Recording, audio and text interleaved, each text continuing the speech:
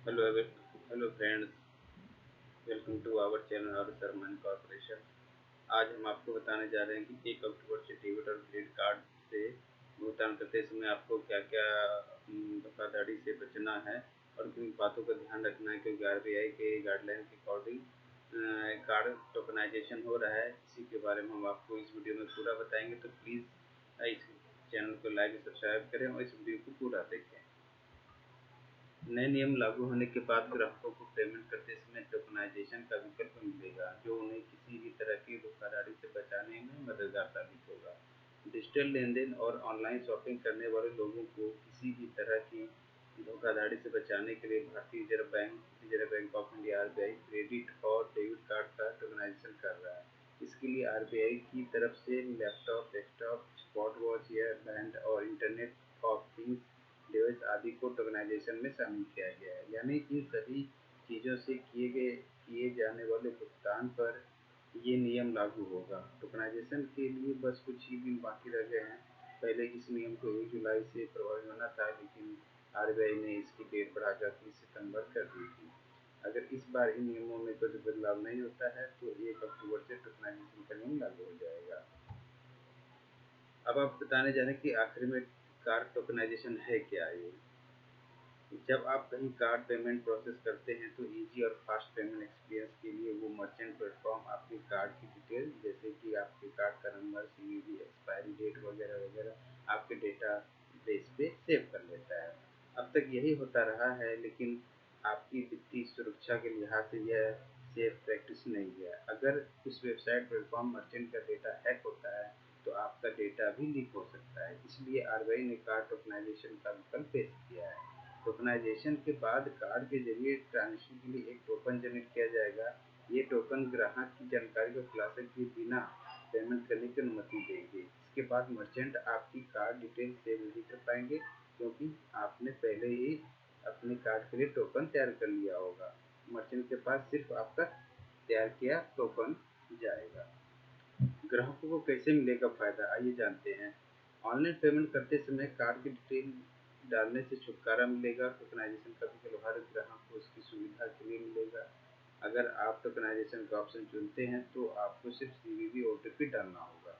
ग्राहकों के पास खुद का कॉन्टैक्ट लेंस, क्यूआर कोड या इन एप्स परचेज जैसी किसी भी सर्विस के लिए रजिस्टर और रजिस्टर करने का अधिकार होगा। इस कार्ड का इस्तेमाल कई मर्चेंट के लिए किया जा सकता है और एक मर्चेंट के लिए कई कार्ड का इस्तेमाल किया जा सकता है। टोकनाइजेशन से आपको पहले जैसे ही पेमेंट अनुभव होता है, लेकिन ये कहीं ज़्यादा सुरक्षित और सुविधाजनक होता है। कैसे होगा टोकनाइजेशन?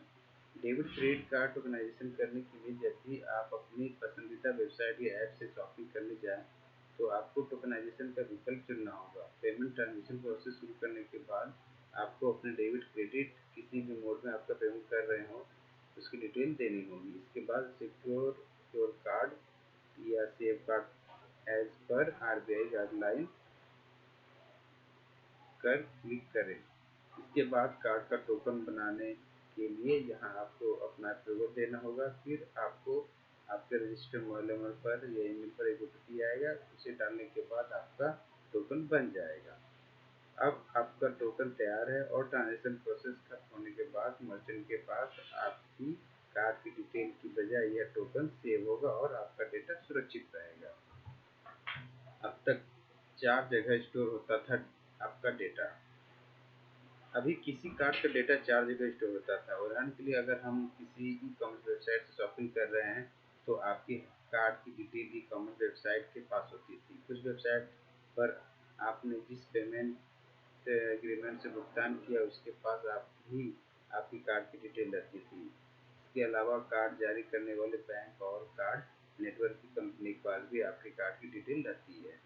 हर पेमेंट पर 16 डिजिट की पूरी डिटेल डालनी पड़ेगी। ई कॉमर्स वेबसाइट एक ग्राहक को अपने कार्ड पेमेंट टोकनाइजेशन जनरेट करना होगा या फिर हर पेमेंट पर 16 डिजिट की पूरी डिटेल डालनी पड़ेगी। सिर्फ एक बार वेबसाइट या किसी तरह का जिस तरह का पेमेंट किया जा रहा है वहाँ पर अपनी मंजूरी देनी होगी।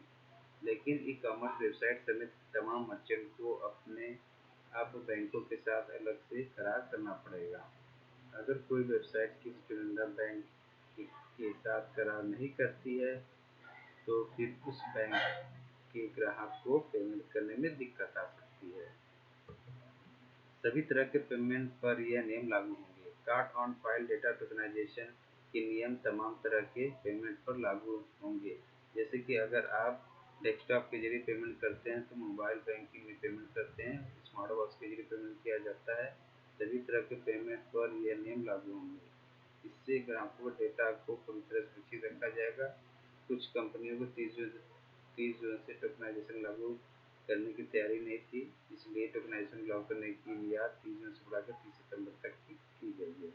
अभी तक तकरीबन 30 करोड़ टोकन हुए हैं जारी। रिजर्व बैंक के आंकड़ों के मुताबिक अगर बताएं तो अब तक 20 करोड़ टोकन जारी हो चुके हैं। विदेशी मर्चेंट ने भी बड़ी संख्या में टोकन जनरेट किए हैं। टोकनाइजेशन के बिना 16 डिजिट कार्ड डिटेल भरना जरूरी होगा। ई कॉमर्स प्लेटफॉर्म नेटवर्क के साथ मिलकर एक टोकन नंबर देगा। टोकन हर card debit card payment tool के साथ लिंक होगा। टोकन के बाद व्यापारी वेबसाइट ऐप्स पर रखे गए कार्ड डिटेल को नष्ट कर दिया जाएगा। आशा करता हूँ दोस्तों ये वीडियो आपको अच्छी लगी होगी। कार्ड टोकनाइजेशन के बारे में आपको समझ मिलेगी। इस चैनल को सब्सक्राइब करें और लाइक करें। Thank you so much and जय हिंद।